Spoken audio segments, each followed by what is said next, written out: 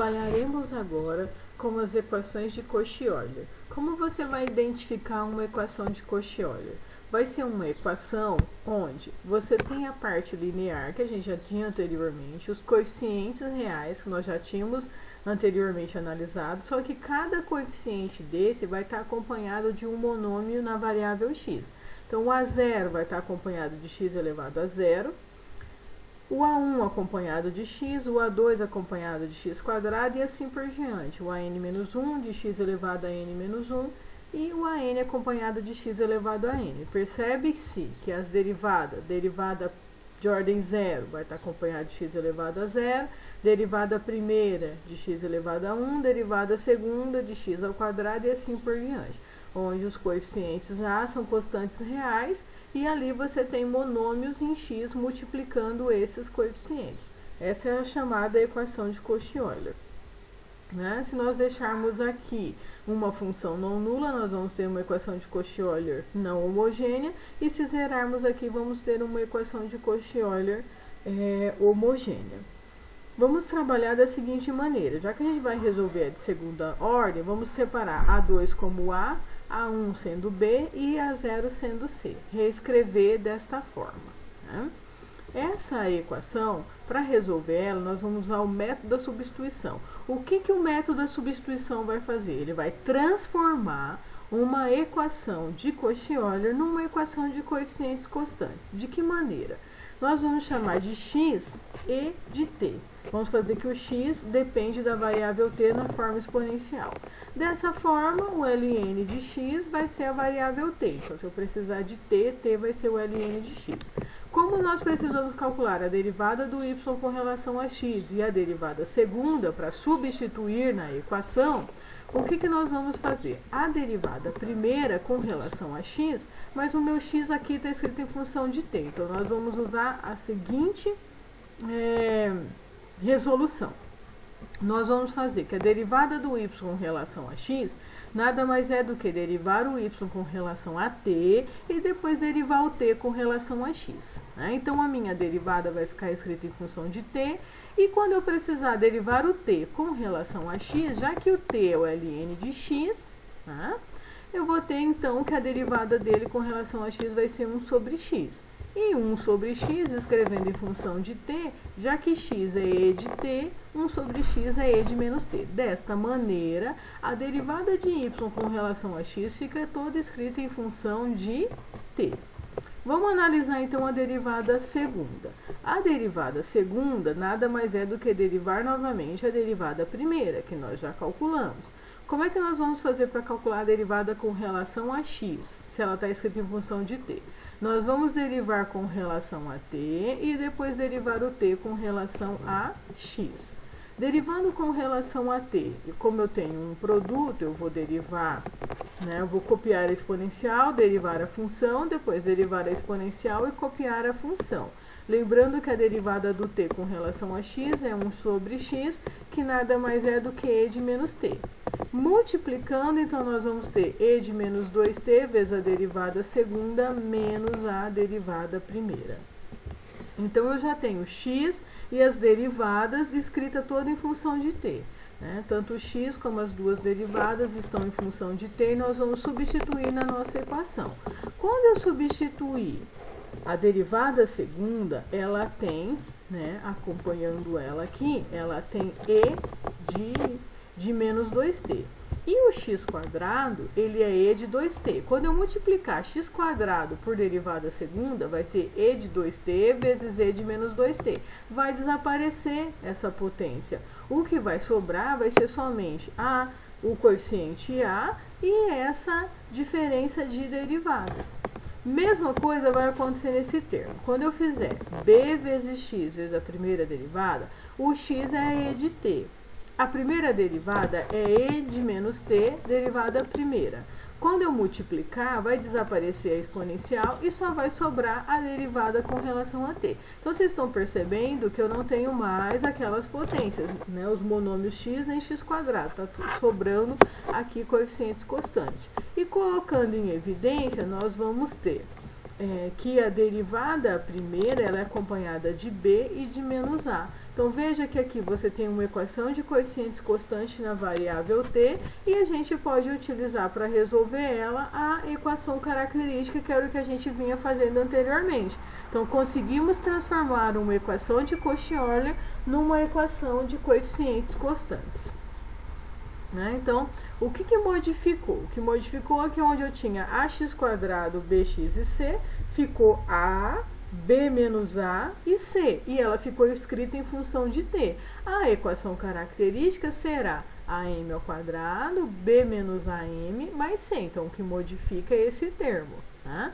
E a solução? A solução vai ser uma solução em t, uma solução exponencial, mas nós queremos a solução em x. Substitui que o t é o ln de x, usa a propriedade de ln e chega que a solução da equação de Cauchy-Euler, na verdade, é uma solução polinomial. É x elevado à raiz que vai ser encontrada na equação característica.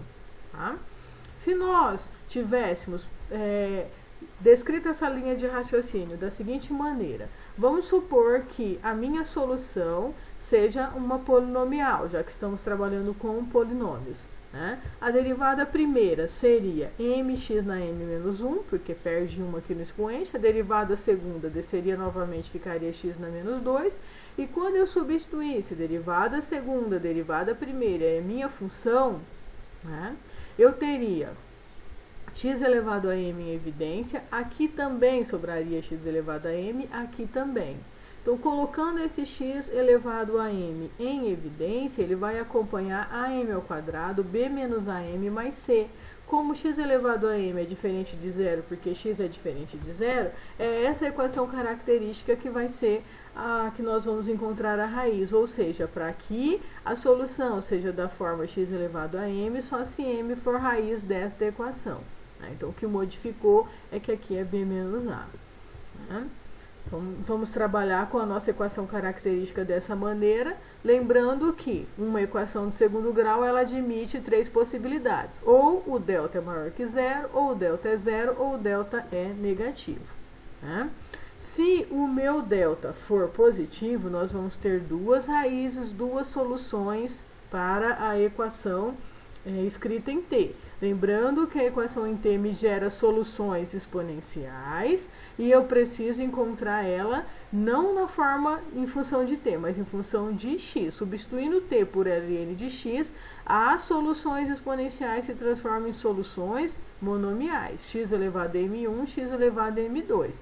Vão ser soluções linearmente independentes porque essas duas são, então eu vou ter que a solução geral vai ser a combinação dessas duas soluções linearmente independentes. No nosso primeiro exemplo, temos aqui uma equação de Cauchy-Euler, olha, x² acompanhando a derivada segunda, x acompanhando a derivada primeira e o coeficiente menos 2, e aqui essa constante acompanhando o y, né, e x elevado a zero, acompanhando a derivada de ordem zero. Então, a nossa equação auxiliar é uma equação, aqui nós temos uma equação homogênea, basta nós utilizarmos a equação auxiliar, que vai ser am², b menos am mais c. No nosso caso, então, vai ficar com 1m², b menos 2 com menos a, que é menos 1, menos 2 com menos 1 vai dar menos 3m, e o meu c é menos 4. Resolvendo essa equação, nós vamos ter duas raízes distintas. Para essas duas raízes distintas, nós vamos ter duas soluções. Lembra que nós teríamos e de menos 1t e de 4t, mas trocando o t pelo ln de x, vai sobrar as duas soluções, x elevado a menos 1 e x elevado a 4. Essas duas soluções, eu até testei, não haveria necessidade, mas quis mostrar para vocês que realmente elas são soluções linearmente independentes. Né? Eu vou colocar aqui a função e a sua derivada, a outra função e a sua derivada. Estudando o Wronskiano, ele vai dar 4x² mais x². Então, 5x² para x diferente de zero, isso é diferente de zero. Então, eu achei soluções linearmente independentes e a solução geral é a combinação dessas duas. Ao invés de ser duas exponenciais, são duas monomiais. No caso 2, eu vou ter que o meu delta é zero, eu só consigo uma única raiz, que seria e elevado a mt. Então, a segunda solução é T vezes E de MT. Só que T vezes E de MT, na verdade, é ln de x, porque o T é ln de x e essa exponencial é x elevado a m. Então, só gravando, o que vai acontecer quando o delta for zero? As soluções serão duas monomiais, onde uma é x elevado a raiz, a outra é x elevado à mesma raiz vezes o ln de x. Então, o que modificou é que nós temos as exponenciais trocadas por monomiais e aqui, ao invés de multiplicar por x, vai multiplicar pelo ln de x. Então, nesse segundo caso, nós temos aqui um exemplo de uma equação homogênea, onde o meu A é 4, o meu B é 8, então B menos A vai dar 4, né? Então, aqui eu tenho AM ao quadrado, B menos AM mais C. Analisando o delta vai dar 0 e as raízes vão ser menos meio. Então, a solução será x elevado a menos meio e a outra solução x elevado a menos meio vezes o ln de x. Ainda fiz um teste aqui para mostrar que realmente essa segunda é realmente solução na nossa equação, substituindo ela, a derivada e a derivada segunda. Se nós formos analisar quanto que dá a derivada dela, vai dar a derivada desse polinômio, que vai descer o expoente e fazer ele menos 1, copia o ln, depois copia o polinômio e deriva o ln, que dá 1 sobre x ou x na menos 1, por isso que fica essa potência de x. E a derivada segunda, que é a derivada da derivada primeira, novamente nós vamos ter um produto, onde isso aqui vai ficar menos 1, né? E o menos 3 meios veio multiplicando, ficou 3 quartos. X ficou elevado a menos 5 meios, copiou o ln, depois copia o polinômio e deriva o ln, que aí fica com x elevado a menos 5 meios. E na última parcela, eu desci o expoente, x ficou elevado a menos 5 meios.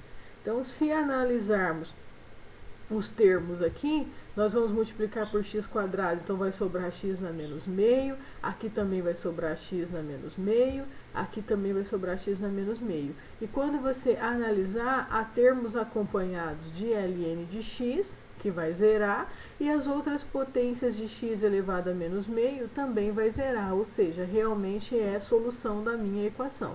Não há necessidade de fazer o teste, basta você usar que se o delta é zero, x elevado a raiz, x elevado à mesma raiz vezes o ln de x serão as soluções, né? Analisei também o Wronskiano, não havia necessidade, mas para testar que as soluções realmente são soluções linearmente independentes, eu fiz essa análise do Wronskiano. Ele deu uma potência de x, que para x diferente de zero, realmente é diferente de zero. Então, consegui soluções linearmente independentes, né? E a solução geral é a combinação dessas duas. Então, percebe que aqui ficou monômios, o mesmo, e um deles acompanhado do ln de x. Para o caso das raízes complexas, quando o delta é zero, nós tínhamos que as soluções seriam a exponencial elevada à parte real vezes t, cosseno de beta t, né, da parte imaginária. Eu usava a parte real e a parte imaginária. Na segunda solução, e elevada a alfa t, usando o alfa da parte real da raiz, seno de beta t, onde beta era a parte imaginária. Então, o que acontece? Agora, trocando o t pelo ln de x, aqui vira x elevado a alfa, cosseno de beta vezes t. Quem é t? É o ln de x. Então, o que modificou é que você vai ter uma monomial vezes cosseno e seno de beta ln de x, não de beta x, mas de beta ln de x. Então, nós vamos ter uma combinação de uma monomial por funções trigonométricas, onde o argumento é beta ln x. Então, neste exemplo, quando nós formos analisar o delta, a nossa equação característica vai ter o A igual a 1, o meu B é 3, então B menos A dá 2, né? E analisando o delta deu negativo. Se o delta é negativo, as raízes vão ser menos esse valor, mais ou menos raiz do delta dividido por 2 vezes A. Então, menos 2 por 2 é menos 1. Raiz de menos 8 vai ser 2 raiz de 2, mais 2 cancela com 2. E a raiz de menos 1, que é a unidade imaginária. Então, o meu alfa é menos 1 e o meu beta é a raiz de 2. Escrevendo as soluções serão x elevado a alfa, cosseno de beta ln x. X elevado a alfa, seno de beta ln de x. Então, o que modificou é que são monômios e é que cosseno e seno, não de beta x, mas de beta ln de x. Essa que é a alteração. E aí serão soluções, serão linearmente independentes e a solução geral vai ser combinação dessas duas. Neste caso, o que eu alterei? Eu deixei aqui a mesma equação, tá? Só que eu coloquei condições. Então, é a mesma equação, só que com condições. Como essas condições foram colocadas em um único ponto, isso é um problema de valor inicial. Se fossem pontos diferentes, nós teríamos um problema de valor de contorno. Para resolver um problema de valor inicial usando uma equação de segunda ordem, nós precisamos impor duas condições, porque a solução geral me dá C1 e C2. Então, para eu achar uma solução particular, eu tenho que impor duas condições. Eu já tenho quem é a solução, eu pego aqui, ó, da solução geral do exemplo anterior, porque é a mesma.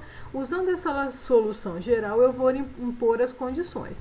A primeira condição é que a função em 1 vale 1. Quem que é a função em 1? Lembrando que ln de 1 é 0, então cosseno de 0 é 1, e seno de 0 é 0, só vai sobrar C1 vezes 1 vezes o inverso de 1, que é 1. Então, só vai sobrar C1. Então, eu já descubro quem é C1. E aí, eu vou olhar a segunda condição. A segunda condição diz que você tem que derivar a tua solução e aplicar em 1. Quando eu for derivar, vai ficar derivada de x a menos 1, que é menos x na menos 2, copia a combinação de seno e cosseno. Depois copia x na menos 1 e deriva a combinação de seno e cosseno. Como é que vocês vão fazer para derivar? A derivada do cosseno é menos seno, vezes a derivada do de dentro, que vai dar raiz de 2, vezes a derivada do ln, que é 1 sobre x ou x na menos 1. Então, por isso que fica acompanhado de raiz de 2 de x na menos 1. Vamos aplicar essa derivada para x igual a 1. Então, como ln de 1 é 0, onde tiver seno de 0, ó, vai desaparecer essas duas parcelas. Vai sobrar C1 acompanhado do cosseno de 0, que é 1, então vai sobrar C1, menos C1, na verdade. E depois essa outra parcela aqui, né, que eu vou ter x na menos 2, que vai ser 1, porque é 1 sobre x ao quadrado para x igual a 1.